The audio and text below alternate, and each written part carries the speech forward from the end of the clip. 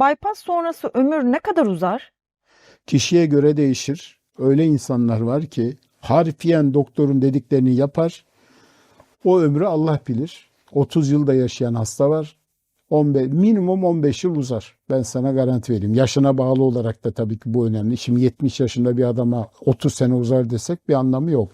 Ama 50 yaşında bir adam harfiyen dediklerimizi yaparsa kesinlikle ömrü normal insanlar gibi olur. Ama kendine dikkat etmez. Çünkü bizim şöyle bir klinik tecrübemiz var. Bypass oldu. 3 ay dikkat etti. 3 ay sonra tekrar eskiye döndü. Çünkü biz balık hafızalıyız. Unutuyoruz. Bypass öncesi hayatımız, bypass sırasında yaşadıklarımız ve bypass sonrası. Bir yıl sonra her şey eskiye dönerse geçmiş olsun, kısa yaşarlar. Ama yok, hayır ya ben yeni bir sayfa açtım, bembeyaz bir kağıt açtım dersen beyaz bir sayfa ömrün uzun olur.